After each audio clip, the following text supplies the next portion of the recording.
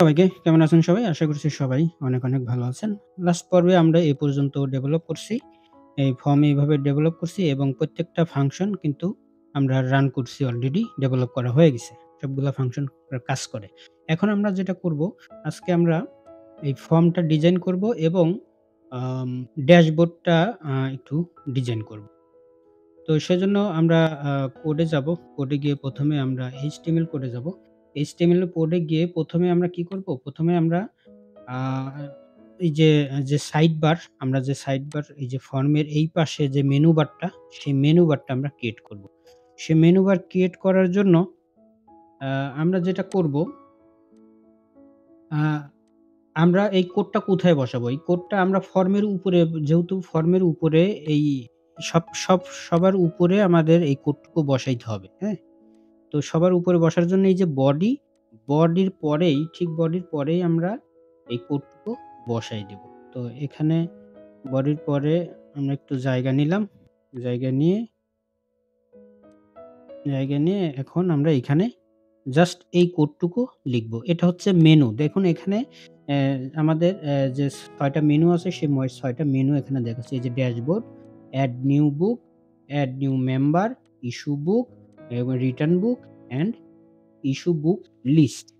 হুম? আর এখানে কি করছি? এখানে এই যে একটা হাইপারলিংক আমরা যে এড করছি, সেখানে জাভাস্ক্রিপ্ট হোয়াইট 0 দিয়ে রাখছি, হ্যাঁ? এটা না দিলে পরে একটু ওই ঝামেলা হয়, সে কারণে আপনারা এই কোডটুকু লিবেন। এটার কোনো আলাদা কোনো কাজ নাই। এটার কাজ হচ্ছে যে যখন আমরা এই যে মেনু যে যোগ হবে, আচ্ছা আমরা এটা করি, রিফ্রেশ দিয়ে অ্যা আমরা মেনুটা দেখি, তারপরে আমি এটা বুঝাই দিচ্ছি। মেনুটা দেখি, তাহলে বুঝাইতে আরেকটু সহজ হবে। এই যে মেনু, যখন আমরা এই মেনুতে ক্লিক করব, তখন এই যে এখানে যে লিঙ্ক, এই লিঙ্কটা আ যাতে আমাদের ঝামেলা না করে, সবসময় 0 তে কনভার্ট হয়, সেজন্য আমরা এখানে 0 দিছি। প্রত্যেকটার বেলায় দেখুন একই জিনিস দিছি, 0 দিছি। ঠিক আছে? আচ্ছা, এখানে অন ক্লিক ফাংশন দিছি আমরা। অন ক্লিক ফাংশনে কোন ফাংশনটা কল করছি? Show section. শো সেকশন নামে আমরা একটা ফাংশন ক্রিয়েট করব জাভাস্ক্রিপ্টে। সেই ফাংশনটাকে কল করব। আর প্রত্যেকটা ফাংশনে আলাদা, আলাদা এই যে সেকশনের নাম দিছি না আমরা এই যে ইনডেক্সে, এই দেখুন এই যে সেকশনের নাম এটা কি? এটা হচ্ছে অ্যাম এড এই যে এড বুক সেকশন, তারপর এটা হচ্ছে add member section, add issue book section, এই যে ইস্যু বুক সেকশন এবং এভাবে প্রত্যেকটা সেকশনের নাম এখানে। ঠিক আছে? তো আমরা এই সে এই আ এই জন্য প্রত্যেকটা সেকশনের জন্য আমরা একটা মেনু ক্রিয়েট করছি এবং এই মেনুর নাম দিছি এটা। ঠিক আছে? আর এখানে ক্লাস ন্যাবলিংক, মানে এখানে ক্লিক করলে যাতে আমার এই জাভাস্ক্রিপ্ট এর মাধ্যমে আমরা এই ফাংশন গুলা কল করব, তখন একেকটা ফাংশন শো হবে। তাহলে এই মেনুগুলা এখানে কিন্তু চলে আসছে। ঠিক আছে? ওকে। এখন আমরা কি করব? এখন আমরা CSS কোড লিখব, যাতে এটাকে একটু ডিজাইন করার জন্য। তো CSS কোড লেখার জন্য আমরা CSS কোডে কিছু কোড আমরা CSS এ যাই। CSS এ যাই, এই যে style.css, এই CSS এ এসে আমরা এখানে এখন কিছু কোড লিখি। এই কোডগুলো আমি বলে দিচ্ছি। আ এখানে আমি একটু আলাদা করে দিই যাতে বুঝতে সহজ হয়। এটা হচ্ছে পার্ট, আজকে পার্ট 3 হবে যেহেতু পার্ট 3। তো এইখানে সাইড বার বলতে এই যে এটাকে সাইড বার বলে, যে সাইড বার বা মেনু বার, তো এটাকে কোডিং এর ভাষায় সাইড বার বলে। তো সাইড বার আমরা এই যে তাও বলে দিই। আমরা কোডে যাই, HTML এ যাই। HTML এ গিয়ে এই যে এই সাইড বার, এই পুরা সাইড বার টুকের নাম কি দিছি আমরা? Side bar. সেইজন্য এখানে আমরা এই কোডে গিয়ে আমরা এই যে এই স্টাইলে গিয়ে আমরা সাইড বারকে ধরছি। অর্থাৎ পুরা মেনুটাকে বলতেছি আমরা। পুরা মেনুটাকে কি বলতেছি? এর উইডথ হবে ২২০ পিক্সেল, ব্যাকগ্রাউন্ড কালার হবে এটা। আমি তো ওই যে আগেরবার দেখাইছি HTML কালার থেকে আপনারা ব্যাকগ্রাউন্ড কালার বের করে যে কালার দিবেন এখানে, সেই কালার হবে ব্যাকগ্রাউন্ড। আর ফন্ট কালার হবে হোয়াইট। এই যে ফন্ট কালার গুলা হবে হোয়াইট। কারণ আমি এটা কিন্তু ব্লাক দিছি, হ্যাঁ? এটা ব্লাক এর কোড। এই কোড মানে ব্লাক। আর হাইট হবে 100 VH, আর প্যাডিং হবে 15 পিক্সেল, আর পজিশন হবে ফিক্সড। অর্থাৎ এটা কোনো মুভমেন্ট করবে না। এই জায়গায় ফিক্স থাকবে। আচ্ছা, এটা গেল। আর এরপরে সাইড বার HTA H2, অর্থাৎ এই যে সাইড বার, এই সাইড বারের ভিতরে যে মেনু, এই মেনুর কি নাম দিছি আমরা? আমরা যদি HTML এ যাই, এই যে H2 অর্থাৎ সাইড বারের ভিতরে H2 সেই H2 র কি হবে? সেই H2 র ডিজাইন এ কি হবে সেটা আমরা এখানে বলতেছি যে H2 যেখানে আছে সেখানে টেক্সট এলাইন কি হবে? সেন্টার হবে, কালার হবে এটা, আর মার্জিন বটম অর্থাৎ নিচের মার্জিনটা হবে 25 পিক্সেল। এরপরে বলতেছি side bar A, side bar A কোনটা? এই যে সাইড বারের ভিতরে এই যে A অর্থাৎ এই পুরা এটাকে বোঝাচ্ছে। এভাবে প্রত্যেকটাতেই A আছে দেখেন। তো প্রত্যেকটার উপরে সে এখন কি করবে? কাজ করবে। সেটা কি? বলতেছি যে এই ডিসপ্লে ব্লক অর্থাৎ ডিসপ্লে ব্লক থাকবে যার লাইনের শেষে থাকবে। এক লাইনে ২ টা মেনু আসবে না। আ আর হচ্ছে কালার হবে এটা। আর হচ্ছে প্যাডিং ১২ পিক্সেল এবং ১৫ পিক্সেল। আর হচ্ছে টেক্সট ডেকোরেশন নান। কোন টেক্সট ডেকোরেশন আমার দরকার নেই। বর্ডার রেডিয়াস 5 পিক্সেল দেওয়া হইছে। এই বর্ডার রেডিয়াস 5 পিক্সেল দেওয়া হইছে। আর মার্জিন বটম আছে 8 পিক্সেল এবং ট্রানজিশন ব্যাকগ্রাউন্ড কালার যখন ট্রানজিশন হবে তখন এই ট্রানজিশন পিরিয়ড হবে ৩০ সেকেন্ড। ৩০ সেকেন্ডের মধ্যে এটা চেঞ্জ হবে। আর এরপরে বলতেছে সাইড বার এ হভার। সাইড বার এ অ্যাক্টিভ অর্থাৎ এই যে সাইড বারে যে আমরা হভার করব যখন যেখানে যাব সেটার কালার যাতে আমার হভার ইফেক্ট যোগ হয় সেজন্য আমরা হভার ইফেক্ট দিছি যে এটার কালার দিছি কি এই কালার দিছি। আর মেইন কনটেন্ট কোনটা? এই যে index.html এ এই যে মেইন কনটেন্ট এটাকেও আমরা ধরছি। এটাকে আমরা কি বলতেছি? এর মার্জিন হবে লেফট। এ এটা কেন হবে? আচ্ছা এটা আমরা একটু পরে লিখি। হ্যাঁ? এখন যদি আমি সেভ দিয়ে এখন যদি আমি রান করি, এটা রিফ্রেশ করি, তাহলে দেখুন, এই দেখুন এটা কালার হয়ে গেছে। এই যে হভার দেখছেন? যখন যেখানে যাচ্ছি সেখানে হভার কালার একটা কালার হচ্ছে ওই মেনুর একটা ব্যাকগ্রাউন্ড শেপ দিচ্ছে। সেটাকে হভার বলে। আচ্ছা এখন যেটা হইছে এ এটার নিচে ফর্মটা ঢুকে গেছে। তো এটার নিচে ফর্মটা এটা থেকে আমাদের বের করে ডান পাশে রাইট পাশে নিয়ে আসতে হবে। সেইজন্য আমরা এই যে এই কোডটুকু লিখছি। এই যে মার্জিন লেফট মানে এই যে এটা হচ্ছে লেফট। এখান থেকে এই ২০০ কত দিলাম? ২৪০ পিক্সেল আমরা এখান থেকে এইদিকে নিয়ে আসি। আর প্যাডিং দিছি ২০ এবং উইডথ দিছি 100%। অর্থাৎ এখান থেকে এইদিকে এসে এর উইডথ যতটুকু থাকবে 100% ফুল উইডথ হবে। এখন যদি আমরা এটা সেভ করি, সেভ করে যদি আমরা রিফ্রেশ করি আচ্ছা। তাহলে দেখুন এখন এই যে এখান থেকে এখানে চলে আসছে। এখানে একটু ফাঁকা আছে আপনি চাইলে আরেকটু কমায় দিতে পারেন। আ তাহলে এই যে যদি কমাইতে চান এই যে ২৪০ এর জায়গায় ২৩০ দিবেন। তাহলে এটা কমে আসবে। যদি ২৩০ দেন।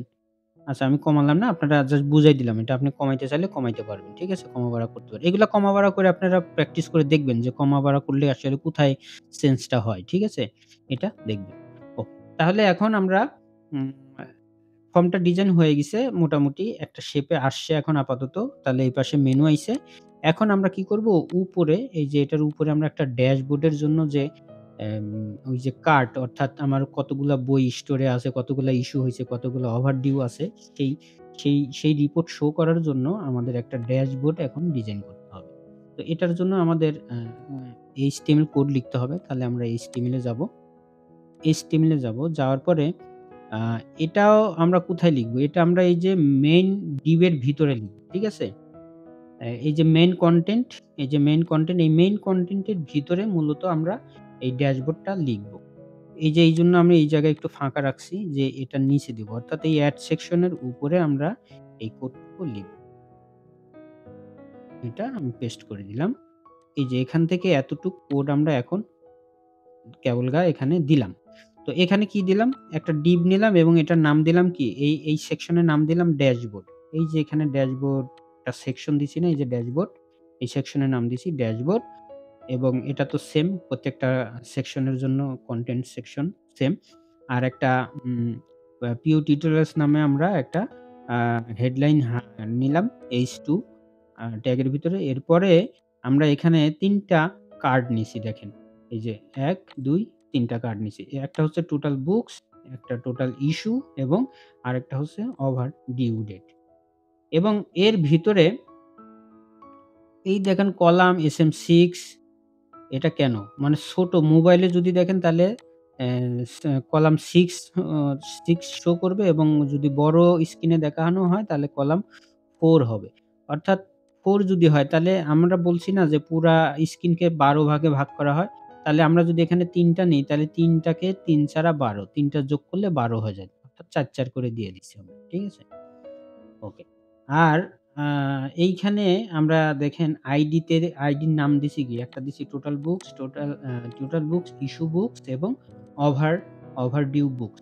এই ৩ টা আইডি নাম দিছি আমরা। এই আইডি ধরে মূলত আমরা জাভাস্ক্রিপ্ট কোড লিখব এবং তখন ওই কোডের মাধ্যমে আমরা এই ভ্যালু গুলাকে চেঞ্জ করব।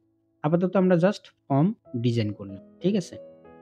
ওকে। ফর্ম ডিজাইন করা শেষ। এখন আমরা যদি সেভ দিয়ে একটু অ দেখি যে প্রিভিউটা আসলে কি হইছে, উপরে কি যোগ হইল।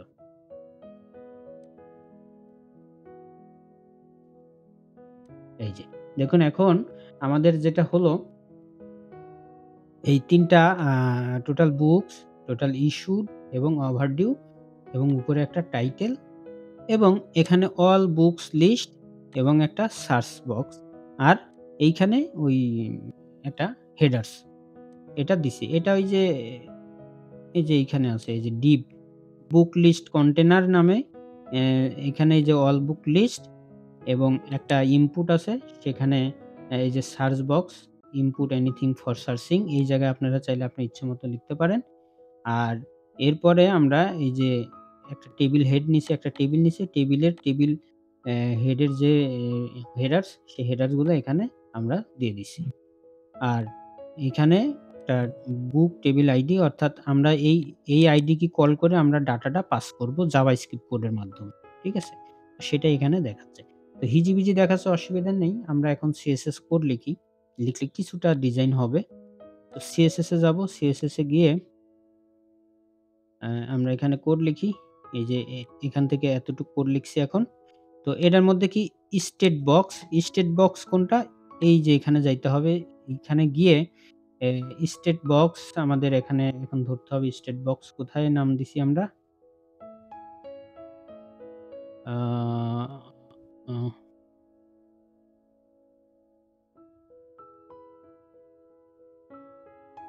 উম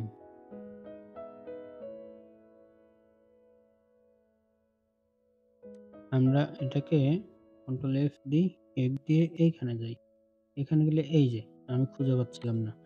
এই যে স্টেট বক্স অর্থাৎ এই যে ৩ টার নামের ক্ষেত্রে আমরা এই নামটা দিছি। তো সেটাকে আমরা বলতেছি এর ব্যাকগ্রাউন্ড কালার এটা দিছি সাদা কালার। সাদা না একটু কিছুটা গ্রে কালার। আর প্যাডিং 1 রিম দিছি। তো এটা আপনারা কমা বাড়া করে দেখতে পারেন। বর্ডার রেডিয়াস 0.5 রিম দিছি। আর টেক্সট অ্যালাইন সেন্টার দিয়েছি। আর বর্ডার হচ্ছে 1 পিক্সেল সলিড এই কালারের। আর হাইট হচ্ছে ১০০% হাইট। বক্স শ্যাডো দেওয়া আছে। বক্স শ্যাডো এরকম। আর বক্স শ্যাডোর কালার এটা। হালকা শ্যাডো কালার আরকি। আর স্টেট বক্স H3 অর্থাৎ এই যে এই স্টেট বক্সের মধ্যে H3 আছে। এই যে H3 অর্থাৎ এই যে লেখা টোটাল বুকস, টোটাল ইস্যু এটাকে আমরা ধরছি। এটাকে কি বলতেছি? এর মার্জিন টপ 0 হবে এবং কালার হবে এই কালার। হ্যাঁ? একটু ব্লাক কালার আরকি। আর স্টেট বক্সের মধ্যে যে P আছে, P এই যে P, এই যে P, হ্যাঁ? অর্থাৎ এই যে আমরা যে রেজাল্টটা শো হবে সেই রেজাল্টকে ধরছি আরকি। সেই রেজাল্ট কি হবে? সে রেজাল্ট ফন্ট সাইজ 2.2 রেম, ফন্ট ওয়েট বোল্ড, মার্জিন 0 আর কালার ব্লাক। আর H3 শুধু H3 র জন্য আমরা এখানে কোড লিখছি।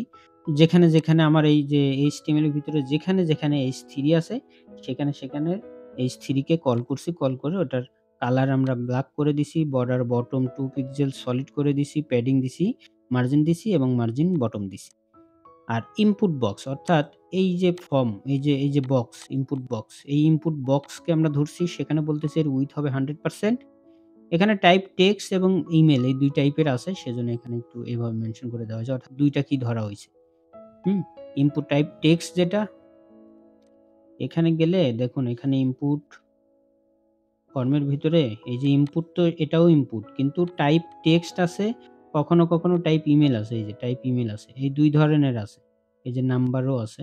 তো এই ২ টাইকেই আমরা এখানে কল করছি আরকি, হ্যাঁ?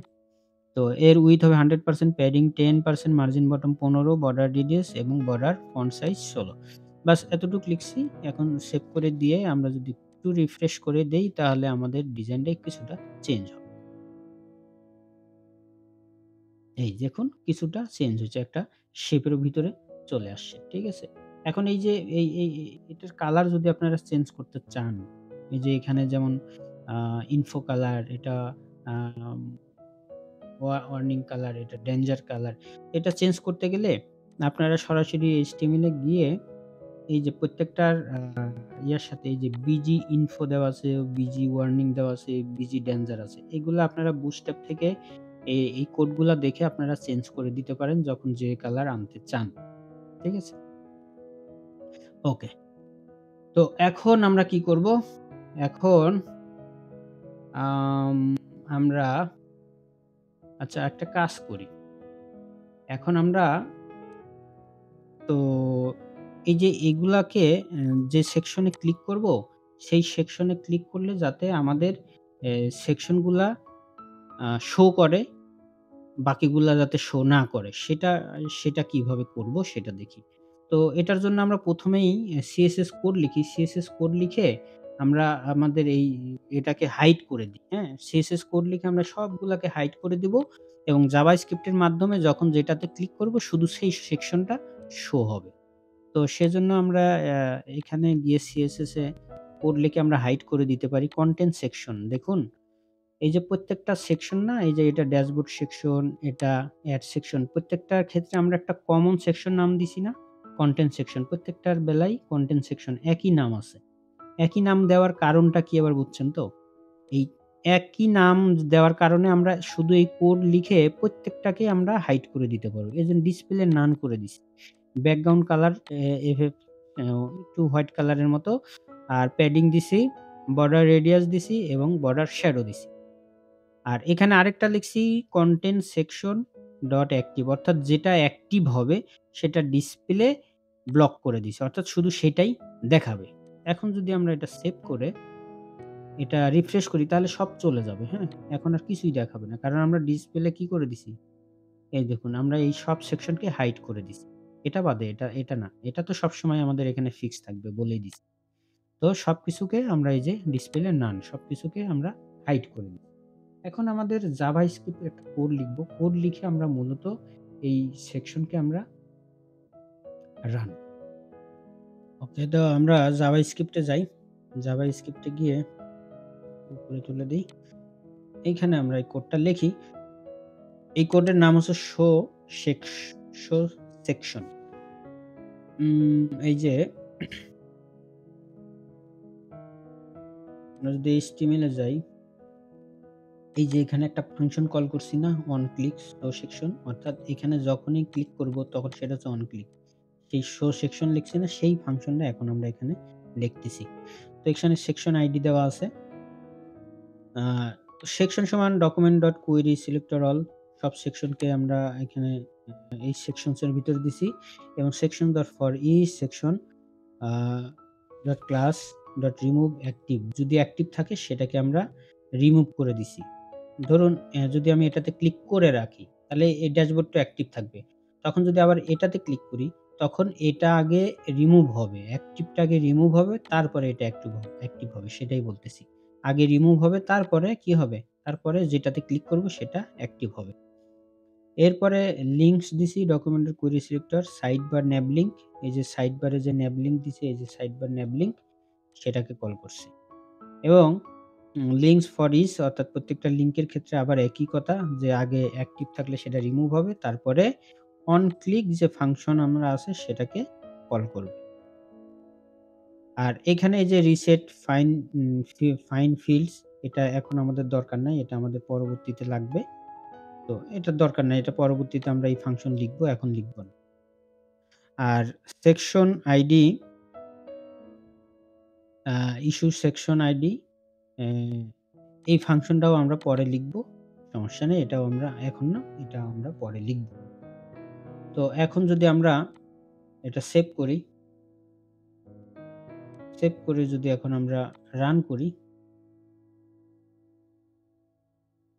রান করলে কিছুই হবে না। এখনো কিছু হবে না। কারণ কি? আমাদের এখন এই যে রান করার সাথে, সাথে আমাদের যাতে কিছু একটা লোড হয় সেই কোডটুকু এখন আমাদের লিখতে হবে। না ছাড়া আমাদের এটা রান করবে না। সেজন্য আমরা এখানে আরেকটা ফাংশন লিখি।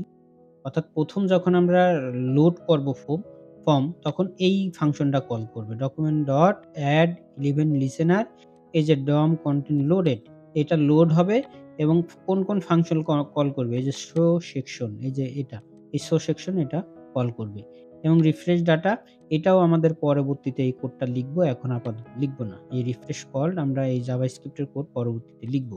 তাহলে এটা পরে লিখব, এটা পরে লিখব, এটাও পরে লিখব আমরা। এই কোডগুলো পরে আস্তে, আস্তে আসবো আমরা, হ্যাঁ? তো এখন যদি আমরা সেভ করি, সেভ করলে তাহলে আমার এই যে শো সেকশন এটা কল করবে এখন। ঠিক আছে? তো আমরা এখন রিফ্রেশ দেই। দেখুন রিফ্রেশ দিলে এখন আমার এটা আ ড্যাশবোর্ডটা রান করছে। এখন যদি আমি এড বুকে ক্লিক করি এই যে এড বুক সেকশন এটা রান করছে। এড নিউ মেম্বার যখন যেটাতে ক্লিক করতেছি তখন সেটা রান করতেছে। এই রিটার্ন আর ইস্যু এটা এখনো আমরা কিছু লিখি নাই সেজন্য এখানে কিছু নাই। তাহলে ইস্যু আছে, এটা আছে, এটা আছে। তো এইগুলা এখন আমরা মোটামুটি লিখে ফেললাম। তো এখন আ এখন আমরা শো সেকশনে তো বুঝাই দিলাম। না বুঝার কিছু নেই। এখন আমরা এই যে এই রিটার্ন এ ক্লিক করলে রিটার্নের যে ফর্মটা আছে সেটা এখন আমরা সেই রিটার্ন ফর্মটা এখন আমরা লিখব যাতে রিটার্ন এ ক্লিক করলে রিটার্ন ফর্মটা আমাদের শো হয়। তো আমরা HTML এ যাব। HTML এ গিয়ে রিটার্ন ফর্মটা আমরা একদম লাস্টে দিব। এই যে ইস্যু এই যে এই মেইন কনটেন্ট এর ভিতরে যে আমরা ইস্যু আছে না? এই যে ইস্যুর পরে আমরা রিটার্ন ফাংশনটা এড করব। তো রিটার্ন ফাংশন এড করলাম। এখানে কি দিলাম? এই সেকশনের নাম দিলাম রিটার্ন বুক সেকশন। আর এই যে কনটেন্ট সেকশন একই থাকলো। তাহলে রিটার্ন বুক আ টাইটেল দিলাম এবং এর আইডি দিলাম হচ্ছে রিটার্ন বুক আইডি। আর এটার আ ডিপ দিলাম ফাইন ডিসপ্লে অর্থাৎ আমাদের যে ফাইন হবে যদি কেউ ডিউ ডেটে জমা না দেয় তাহলে তার জন্য একটা ফাইনের ব্যবস্থা করছি আমরা। সেই ফাইনটা এখানে কত সেই একটা মেসেজ শো হবে এবং পেইড ফাইন অ্যামাউন্ট অর্থাৎ যে ফাইন আসবে সেই ফাইনটা ইনপুট দেওয়ার জন্য একটা বক্স এখানে কল করছি।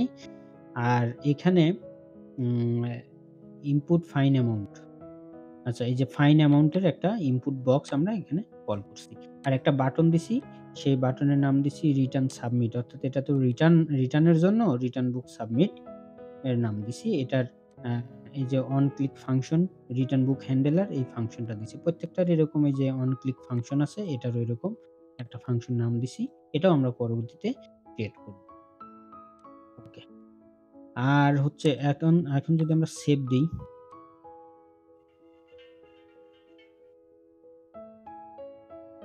তো রিফ্রেশ করলে কি হবে?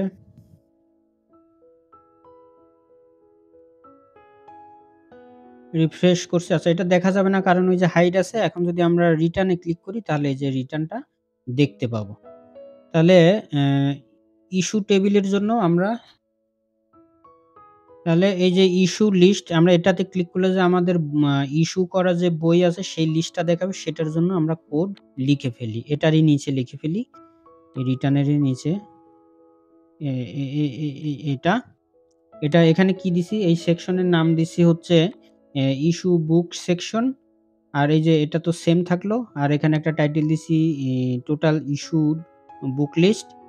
আর এখানে অ্যা এই যে এই টেবিলের নাম দিছি ইস্যুড বুক টেবিল। আর এখানে এই যে হেডার্স নাম দিছি, এই কয়টা হেডার্স আছে। আর এই যে টেবিল বডি যে বডি এটা হচ্ছে আমরা জাভাস্ক্রিপ্ট দিয়ে এখানে রেজাল্টটা আনবো। এটার নাম দিছি ইস্যুড বুক টেবিল বডি। হ্যাঁ? এই নামগুলা কিন্তু ইম্পোর্টেন্ট। কারণ নাম ধরে, ধরেই আমরা কল করব কোথায় কোন ইনফরমেশন শো হবে। তো এখন যদি আমরা রিফ্রেশ করি, রিফ্রেশ করে এটাতে এখনো কিছু দেখতে পাবো না আমরা। আচ্ছা, এটা রিফ্রেশ করলে আমরা দেখতে পাবো। এই যে রিটার্ন এ ক্লিক করলে এটা দেখতে পাইলাম, আর ইস্যুতে ক্লিক করলে এই যে ইস্যু এটা দেখতে পাইলাম। এখন এই ফর্মগুলাকে আমরা একটু রিসাইজ করব। কারণ ফর্মগুলা অনেক বড় দেখাচ্ছে। তো সেটা যাতে বড় না দেখায় একটু ছোট করব আমরা। তো এজন্য আমরা একটু সিএসএস কোড লিখব। এই সিএসএস এ গিয়ে এই নিচে এসে সিএসএস কোড লিখব। এখানে দেখুন add book section, member section, issue section, return section ৪ টা সেকশনকে আমি কল করছি। অর্থাৎ এই ৪ টা সেকশনই তো ফর্ম। হ্যাঁ, আমার এই ফর্ম তো ৪ টা সেকশন। এই যে add new book, member, issue, return এই ৪ টা হচ্ছে ফর্ম। সেই ৪ টা সেকশনকে আমরা এখানে কল করছি। কল করে বলতেছি এর মেক্সিমাম উইডথ হবে ৭০০ পিক্সেল এবং মার্জিন লেফট অটো হবে, মার্জিন রাইটও অটো হবে, মার্জিন টপ ২০ পিক্সেল হবে। অর্থাৎ উপর থেকে একটু নিচে এই উপর থেকে একটু নিচে নামাবো। ঠিক আছে? তাহলে এখন সেভ করি আমরা। সেভ করে যদি আমরা এখন রিফ্রেশ দিই তাহলে ফর্মটার একটু রিসাইজ আমরা এখন দেখতে পাবো। ওকে। তো এখন যদি আমি এড নিউ বুকে যাই তাহলে দেখুন এই যে উপর থেকে একটু নিচে আসছে এবং ফর্মের সাইজটা একটু এখন দেখতে সুন্দর হইছে। ঠিক আছে? এই ৪ টা আমরা ডিজাইন করছি আর এই যে বুক লিস্ট এটা আমরা বড়ই রাখছি, এটাকে আমরা ছোট করি নাই। আচ্ছা, এখন আমরা যেটা করব এই রিটার্ন বুক এখানে এই ফাংশনে অনেক জটিল কিছু ফাংশন আছে। এটা আগে একটু বুঝাই। সেটা হলো আমরা যদি বুকে যাই, ধরুন এখানে ইস্যু করা আছে, এটা ইস্যু করা আছে হচ্ছে ২৩ তারিখ। এটা একটু আমরা আগায় দিই। ধরুন ১০ তারিখে ইস্যু করছি, ৭ দিনের জন্য হইলে ১০ এর সাথে ১৭ হয়। ১৭ তারিখে আমার এটা রিটার্ন করার কথা ছিল কিন্তু সে এখন পর্যন্ত রিটার্ন করে নাই। তাহলে এই যে ১৭ তারিখে রিটার্ন করার কথা, আজকে ২৫ তারিখ এখনো রিটার্ন করে নাই। তাহলে কতদিন হয়ে গেল? প্রতিদিনের জন্য ৳২০ করে আমার ফাইন ধরা আছে। সেই ফাইনটা এখানে বসবে। তো এই যে এইখানে রিটার্ন দিলে এই পুরা ফাংশনটা আমার যখনই আমি এই আইডিটা দিব, এই আইডিটা দিয়ে যখনই আমি তো আর মুখস্থ থাকবে না যে কোনটাতে ডিউ আছে কি নাই, ওভার ডিউ হইছে কি হয় নাই। তো আইডিটা দিয়ে যখনই আমি রিটার্ন এ ক্লিক করব, তখন যাতে এই ফাংশনেই আমাকে এখান থেকে ডাটা খুঁজে বের করে সে যাতে এখানে আমাকে মেসেজ দেয় যে না এটাতে ওভার ডিউ আছে, সে ঠিক মতো সময় মতো জমা দেয় নাই, তার এত টাকা জরিমানা আছে। এবং সে জরিমানা টা লেখার ফাইন চার্জ যেটা হবে সেটা ইনপুট দেওয়ার একটা বক্স যাতে এখানে শো হয়। ইনপুট দেওয়ার পরে যাতে আমার ফাংশনটা রান হয়। এই টোটাল ফাংশনটা মূলত এখন আমরা লিখব। তো সর্বপ্রথম আমরা রিটার্ন এর জন্য একটা ফাংশন কল করব। তাহলে আমরা আ কোডে যাই, কোডে গিয়ে code.js এ যাই। js এ গিয়ে এখন আমরা রিটার্ন এর একটা ফাংশন লিখি। এটা হচ্ছে রিটার্ন ফাংশন, রিটার্ন বুক। এখানে বুক আইডি এবং পেইড অ্যামাউন্ট এই ২ টা প্যারামিটার আমরা এখানে দিলাম। পেইড অ্যামাউন্ট সমান আমরা এখানে বলে দিচ্ছি 0, ঠিক আছে? অ্যাম পরবর্তীতে আমরা সার্চ করব। মানে ক্যালকুলেশন করে বের করব। আর চেক রেজাল্ট সমান চেক বুক রিটার্ন। এটা একটা ফাংশন। এই ফাংশনকে কল করছি। এই ফাংশন দিয়েই মূলত আমরা চেক করব যে কত এটার ওভারডিউ আছে কি নাই। এই ফাংশনটা আমরা পরবর্তীতে লিখতেছি। তো চেক রেজাল্ট ডট স্ট্যাটাস যদি এরর হয় তাহলে আমাদেরকে একটা মেসেজ শো করবে, এরর মেসেজ শো করবে। আর এক্সপেক্টেড ফাইন হবে কি? এই যে চেক রেজাল্ট করে আমরা যেটা পাবো সেটা আ যদি ওভারডিউ হয় তাহলে আমরা সেই ফাইনটা কল করব। আর পেইড অ্যামাউন্ট কি হবে? এই এক্সপেক্টেড থেকে যদি কম হয়, তখন আমাদের একটা এরর মেসেজ দিবে যে এটা ইনকারেক্ট। অর্থাৎ এক্সাক্ট যেটা ফাইন আসছে সেই ফাইনটা হুবহু এই যে এক্সপেক্টেড যে রেজাল্ট অর্থাৎ যেটা ফাইন হইছে সেই ফাইনটা ম্যাচ করতে হবে। যদি ম্যাচ না করে তাহলে এই মেসেজটা শো করবে এবং এই ব্র্যাকেটের ভিতরে বলে দিব এই অ্যামাউন্টটা। ঠিক আছে? ওকে। এখন এখানে বুক ডাটা মানে তো ওই যে বুক ডাটা মানে যে এই শিট, এই যে বুক শিট। তো এখানে আমরা একটা ফর লুপ ইউজ করছি যে বুক ডাটা যতদূর পর্যন্ত আছে অর্থাৎ এই ডাটা যতদূর পর্যন্ত আছে ততদূর পর্যন্ত এই লুপটা চলবে এবং সে খুঁজে বের করবে ইস্যু লেখা আছে কিনা। অর্থাৎ এই যে এই কলামে এই সব ডাটা থেকে সে শুধু ইস্যু কোথায় লেখা আছে সেটা খুঁজবে সে। ঠিক আছে? সেটা খুঁজবে। এখন তারপরে কি করবে? দেখুন এটা ২ টা জিনিস দেখে সে খুঁজবে। ১ম হচ্ছে যে সে 0 অর্থাৎ কলামে আইডি ম্যাচ করাবে আগে। আইডি ম্যাচ করলো। ফর এক্সাম্পল ধরুন এটা ইস্যু কই? ধরুন এটা ইস্যু। তো ১ম এ সে আইডি লিখবে যে আইডি ম্যাচ করছে কিনা। দেখবে যে হ্যাঁ, এই আইডি আছে। আমাদের স্টকে আছে, স্টোরেজে আছে। তারপরে সে এই কলামে আসবে। এই কলামে আইসা দেখবে যে এখানে ইস্যু লেখা আছে কিনা। এই যে ইস্যুড লেখা আছে কিনা। যদি থাকে তাহলে এই হিস্ট্রিরও সমস্ত ডাটা সে কি করবে? কপি করবে। কপি করে ৯ নম্বর যে রো আছে, এই যে ৯ নম্বর সেখানে ইস্যু ডেট কই? নিউ ডেট অর্থাৎ অ্যাকচুয়াল রিটার্ন ডেট যেটা ৯ কলামে এক হবে। ১, ২, ৩, ৪, ৫, ৬, ৭, ৮, ৯ এই ডিউ ডেটে সেই ডেটটা বসাবে। আর ১০ নম্বরে বসবে অ্যামাউন্ট। এই যে এইখানে ১০ নম্বরে অ্যামাউন্ট বসবে। আচ্ছা। আর হচ্ছে পেইড অ্যামাউন্ট গ্রেটার দেন 0 তাহলে পেইড অ্যামাউন্ট ব্লাঙ্ক হয়ে যাবে। যদি 0 থেকে পেইড অ্যামাউন্ট না হয়, অর্থাৎ পেইড অ্যামাউন্ট যদি না হয় তাহলে এটা ব্লাঙ্কই বসবে। ঠিক আছে? আচ্ছা। আর বুক হিস্টরি এই ডট ইভেন্ট অর্থাৎ এইখানে যে ডাটা আছে এটা যখন রিটার্ন নিয়ে নেব তখন তো এটা আবার এভেইলেবল হয়ে যাব। তখন এই সমস্ত ডাটাটা কি হবে আমাদের এই যে বুক হিস্টরিতে এসে জমা পড়বে। তাহলে আমাদের সমস্ত ইস্যুর ডাটাটা আমাদের এই হিস্টরিতে জমা থাকবে। ঠিক আছে? ওকে। এখন বুকশিট ডট ৫ নাম্বার কলামে আবার এভেইলেবল বসবে সেটাই বলতেছি। এটা আবার এভেইলেবল হয়ে যাবে। আর হচ্ছে ৬ number clear content ৬ number clear হয়ে যাবে। অর্থাৎ ৬ নাম্বার বলতে ৬ নাম্বার এই যে এটা। এখানে যে নাম থাকবে এটা যদি এভেইলেবল হয়ে যায় তাহলে এগুলা তো আর দরকার নাই আমার। এগুলা সব কি হয়ে যাবে? ব্লাঙ্ক হয়ে যাবে। ঠিক আছে? এগুলা সব ব্লাঙ্ক হয়ে যাবে। এই যে ইস্যু থেকে পেইড পর্যন্ত পুরা ডাটা ব্লাঙ্ক হয়ে যাবে। আর এরপরে ওই যে সাকসেস হইলে সাকসেসফুলি মেসেজ দিবে, না হলে এরর মেসেজ দিবে। ওকে। এখন বললাম না যে এই ফাংশনটা আমরা লিখব। এখন আমাদের এই ফাংশনটা লিখতে হবে।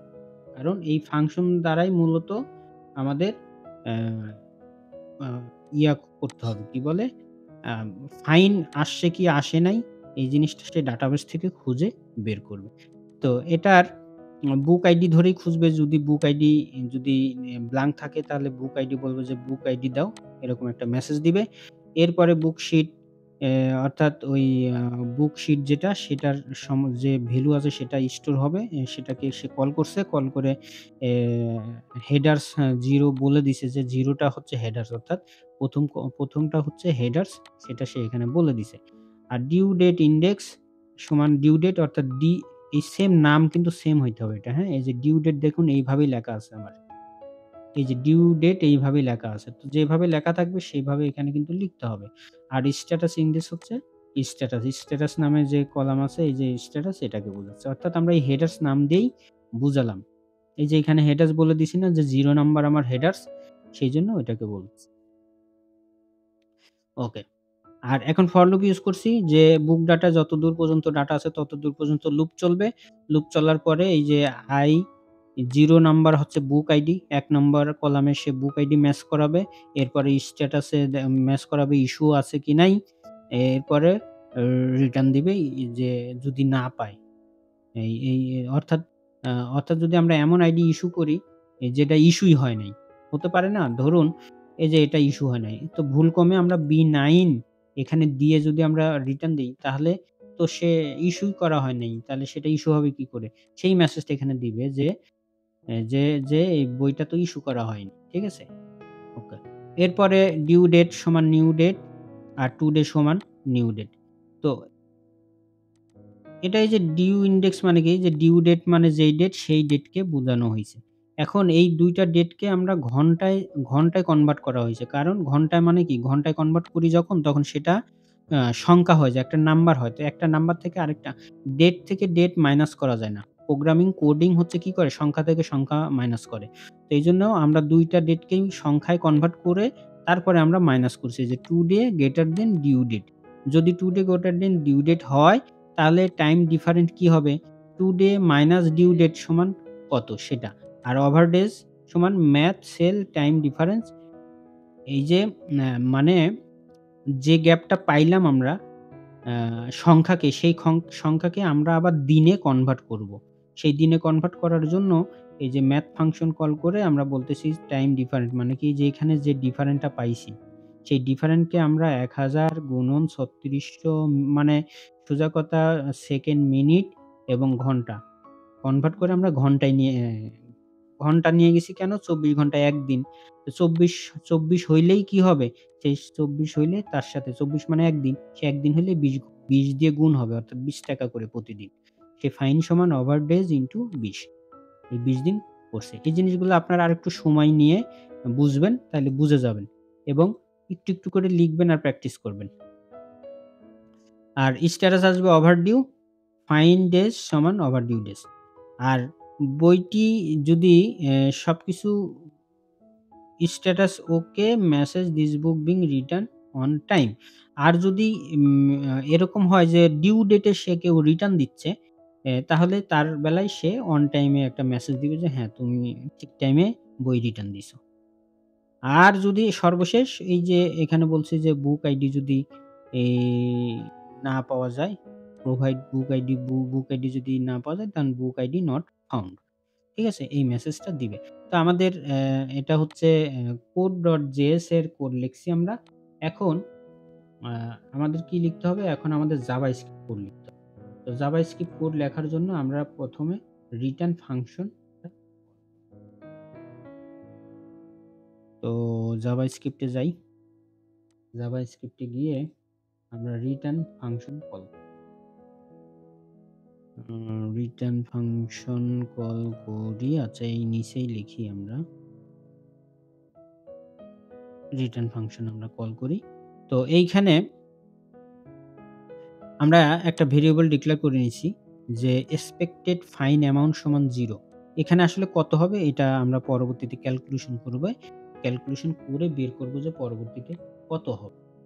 তো রিটার্ন বুক হ্যান্ডলার নামে আমরা একটা ফাংশন নিলাম। ফাংশন ক্রিয়েট করলাম। সেখানে বুক আইডি সমান এই যে রিটার্ন বুক আইডি আর পেইড অ্যামাউন্ট সমান পেইড ইনপুট অ্যামাউন্ট এগুলা কোত্থেকে পাইছি এই আইডি গুলা এই যে এখানে যে আমরা সবগুলা নাম দিছি এই যে পেইড অ্যামাউন্ট তারপরে যে রিটার্ন বুক আইডি এই নামগুলা এখানে আমরা কল করছি। যদি বুক আইডি ব্ল্যাংক থাকে তাহলে please enter the book ID message দিবে। আর যদি এক্সপেক্টেড অ্যামাউন্ট গ্রেটার দেন 0 অর্থাৎ এক্সপেক্টেড অ্যামাউন্ট 0 থেকে বড় হয় এবং পেইড অ্যামাউন্ট সমান ব্ল্যাংক হয় তাহলে paid amount less than expected amount আর এখানে একটা মেসেজ শো হবে যে please enter exact fine amount. মানে হচ্ছে যে পেইড অ্যামাউন্ট গ্রেটার দেন 0 এবং পেইড অ্যামাউন্ট যদি ব্ল্যাংক হয় এবং পেইড অ্যামাউন্ট যদি এক্সপেক্টেড অ্যামাউন্ট এর কম হয়, অর্থাৎ এখানে যে ফাইন অ্যামাউন্ট আসবে সেটা যদি আমরা 0 থেকে কম হয় বা ফাঁকা হয়, ব্ল্যাংক থাকে অথবা এক্সপেক্টেড অ্যামাউন্ট ধরুন ১০০ কিন্তু আমি এনে ইনপুট দিলাম ৯০ অর্থাৎ ম্যাচ করল না, কম হইল। যদি এরকম কিছু কন্ডিশন হয় তখন একটা মেসেজ দিবে যে এক্সাক্ট অ্যামাউন্ট দিতে হবে এবং ব্র্যাকেটে সেই অ্যামাউন্টটা বলে দিবে যে এত অ্যামাউন্ট তোমার হইছে তুমি সেই অ্যামাউন্টটা দাও। আর সবকিছু যদি ওকে থাকে তাহলে এই ফাংশনটা রান করবে। তখন রান করলে শো মেসেজ শো হবে। শো মেসেজ ফাংশনটা কল হবে। এই যে শো মেসেজ ফাংশন কল হবে। এটা শো সেকশন, শো মেসেজ নামে একটা ফাংশন আমরা উপরে ক্রিয়েট করছিলাম। ১ম দিকে সেই সেটা সেটা হবে। আর রিটার্ন বুক অ হচ্ছে এই যে আমরা রিটার্ন বুক ফাংশন কল করছি ক্রিয়েট করছি না রিটার্ন বুক? এই যে রিটার্ন বুক এই ফাংশনকে এখন আমরা কল করছি। এই যে। ওকে। এখন আমরা আ রিসেট আ ফ ফাংশন আমরা একটু লিখতে হবে। রিসেট ফাংশনটা কেন লিখবো আমরা বলে দেই। এই যে এই রিটার্ন বুক হ্যান্ডলার এর মধ্যে আমরা এই যে রিসেট ফিল্ড নামে একটা ফাংশন কল করছি। এই রিসেট ফিল্ড ফাংশনটা আমাদের কল করতে হবে। কেন? এইখানে হিডেন কিছু ফাংশন আমাদের আ লিখছি আমরা। আপনি যদি খেয়াল করে থাকেন, আ এই দেখুন এইখানে এ এইখানে একটা ডিপ দেওয়া আছে ফাইন ডিসপ্লে এরিয়া। অর্থাৎ যে যে ফাইন কত টাকা ফাইন আসছে সেটার একটা মেসেজ যে শো হবে সেটা এখানে ডিসপ্লে নান করা আছে। অর্থাৎ আমরা এখানে দেখতে পাচ্ছি না। অর্থাৎ এখানে নেওয়া আছে। ডিসপ্লে নান করা আছে যার কারণে আমরা এখানে দেখতে পাচ্ছি না। আর এইখানে আরেকটা আছে পেইড ইনপুট অ্যামাউন্ট অর্থাৎ যে যে ফাইন আসবে সেটা যে আমরা ইনপুট দিব সেই ঘরটাও কিন্তু আমাদের এখানে এই যে ডিসপ্লে নান করা আছে যার কারণে এখানে আমরা দেখতে পাচ্ছি না। তো সেইগুলা দেখার জন্য মূলত আমাদের এই যে এই ফাংশনটা আমাদের এখন লিখতে হবে। তো এটার রিসেট মাই ফিল্ড নেম এই যে এখানে কল করছি যে এখানে রিফ্রেশ ফাংশনটা আমি এখানে হাইড করে রাখছি কারণ এটা পরবর্তীতে আমরা কল করব। ঠিক আছে? তো এখানে আমি বলে দিছি যে ফাইন্ড ডিসপ্লে এরিয়া এটা হচ্ছে ডিসপ্লে যে নান করা আছে এটা এড করার জন্য, পেইড অ্যামাউন্ট এটাও এড করার জন্য। আর রিটার্ন বুক আইডি ব্ল্যাংক হয়ে যাবে। পেইড ইনপুট অ্যামাউন্ট ব্ল্যাংক থাকবে। আর মেসেজ বক্সটা আ ডিসপ্লে নান করা আছে। ঠিক আছে? তো এখন যদি আ আমাদের আরেকটা ফাংশন এখন লিখতে হবে। অ্যাকচুয়ালি ফাইন কত টাকা আসছে, হ্যাঁ? তো ওই জিনিসটার জন্য আমাদের এখন একটু কাজ করতে হবে। অর্থাৎ কত টাকা ফাইন আসলো সেটার জন্য আমাদের এখন ওই ফাংশনটা লিখতে হবে। তো সেটার জন্য আমরা এটার পরেই লিখি এই যে চেক লেট ফাইন অর্থাৎ চেক লেট ফাইন নামে নাম দিছি আমরা যে কত টাকা ফাইন আসে সেটার জন্য। এই যে রিটার্ন বুক আইডি ধরে আমরা কল করলাম। অ্যাম যে রিটার্ন যে আইডিটা হবে সেই আইডি ধরেই তো আমরা চেক করব। তো সেজন্য সেই বুক আইডি নিলাম। আর এই যে ডিসপ্লে এই যে এই যে এখানে যে ডিসপ্লে নান করা আছে সেটাকে আবার আমরা এড করছি। এইখানেও এড করা হইছে। এই মেসেজ বক্সেও এড করা হইছে। ঠিক আছে? ওকে। আর এখানে দেখুন আ আমরা একটা ফাংশন কল করছি শো ফাইন। এই শো ফাইন নামে আমরা আমাদের আ আরেকটা ফাংশন আমরা এখন ক্রিয়েট করব। যাতে যে ফাইনটা হয়েছে সেই ফাইনটা এখন শো হয়। তো সেখানে কোথায় শো হবে? সেজন্য আমরা এই যে ফাইন্ড ডিসপ্লে এরিয়া যে ফিল্ড আছে সেই ফিল্ড এবং ইনপুট ফিল্ড এই ২ টা ফিল্ড আমরা এখান থেকে এ ডিক্লেয়ার করে নিলাম। যদি স্ট্যাটাস যদি ওভারডিউ হয়, স্ট্যাটাস যদি ওভারডিউ হয় এবং এক্সপেক্টেড অ্যামাউন্ট যদি ফাইন হয়, তাহলে কি হবে? এই এই যে এরকম একটা মেসেজ দিবে যে টু রিটার্ন দ্য বুক এইখানে কতদিন সেই দেন এবং একটা মেসেজ শো হবে। হ্যাঁ? এটা দেখলে পরে বুঝবেন এবং যেটা মেসেজটা শো হবে সেটা অ্যালার্ট ডেঞ্জার অর্থাৎ লাল কালারে দেখাবে। আর ডিসপ্লেয়া আ রিমুভ ডিসপ্লে যে সেটা রিমুভ হবে এবং ইনপুট এরিয়াও রিমুভ হবে। আর হচ্ছে অ্যা এক্সপেক্টেড অ্যামাউন্ট সমান 0 মানে সবকিছু আবার আগের মতো হয়ে যাবে। আর নো নো লস এপ্লাই। আর যদি আ কোনো না আসে, ফাইন যদি না আসে তাহলে এরকম একটা মেসেজ দিবে এবং ওইটা সাকসেস মেসেজ দিবে। এই হলো অ শো ফাইন এর মেসেজ। এখন যদি আ আমরা আ সেভ করি, সেভ করে যদি একটু এখন আমরা আ রান করি তাহলে এই সমস্ত কিছু আমরা এখন রিফ্লেক্টটা দেখতে পাবো। তো আমরা একটু সেভ করেছি। এখন একটু রিফ্রেশ দেই। রিফ্রেশ দেয়ার পরে যদি আমরা রিটার্ন করতে যাই, তো রিটার্ন করব কোনটা? যেটার ওভারডিউ হইছে ধরুন এটা ১৭ এটা হচ্ছে B11 তো B11 যদি এখানে আমরা ইনপুট দেই, B11 দিয়ে রিটার্ন দেই। রিটার্ন দিলে আমাদের একটা মেসেজ শো করার কথা। এই দেখুন ফাইন্ড অ্যামাউন্ট ইস ইনকারেক্ট। ফাইন্ড অ্যামাউন্ট ইস ইনকারেক্ট এই মেসেজ আসছে অর্থাৎ ৳১৬০ মেসেজ আসছে। এটা দিছে এই কারণে যে এখানে অ্যাটেনশন দেখুন। To return the book 8 you are late অর্থাৎ ৮ দিন লেট হইছে এবং ৮ দিন প্রতিদিন ৳২০ করে ৳১৬০ তোমার চার্জ আসছে এবং এখানে লেট ফাইন এই যে এখানে ইনপুট করতে হবে। এখানে আমরা যদি এখন কোনো কিছু না দিয়ে আমি এখানে ইনপুট দিই, এই যে please enter exact amount. Exact amount আমাকে এখানে ইনপুট দিতে হবে। আমি যদি এখন ১০০ দিই তারপরেও নেবে না। ওই একই কথা বলবে যে না আমাকে এক্সাক্ট অ্যামাউন্ট দিতে হবে। তো ১৬০ যদি আমি দেই, দিয়ে যদি এখন রিটার্ন দেই তাহলে এটা নিয়ে নেওয়ার কথা। এই যে নিয়ে নিছে এবং এখানে দেখবেন উঠে গেছে। এই যে এটা উঠে গেছে এবং এটা এভেইলেবল হয়ে গেছে। আর এই B11 র এই টোটাল হিস্ট্রিটা এই বুক হিস্ট্রিতে সেভ হয়ে যাওয়ার কথা। এই যে B11 টোটাল হিস্ট্রি এখানে এই যে ৳১৬০ এখানে সেভ হয়ে গেছে। তো এই ছিল আজকের ভিডিও। আজ মূলত এই পর্যন্তই থাকলো। তো আগামীতে এসে আমাদের আর খুব বেশি কাজ নাই। আগামীতে এসে আমরা হচ্ছে এইখানে ডাটাটা শো করাবো। আ টোটাল বইয়ের লিস্ট এখানে শো করাবো।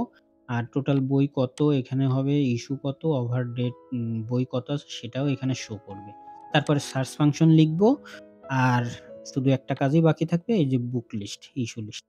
এটা আমরা ইনশাআল্লাহ নেক্সট পার্টে ইনশাআল্লাহ কমপ্লিট করে দেব। আজ এখানে রাখছি।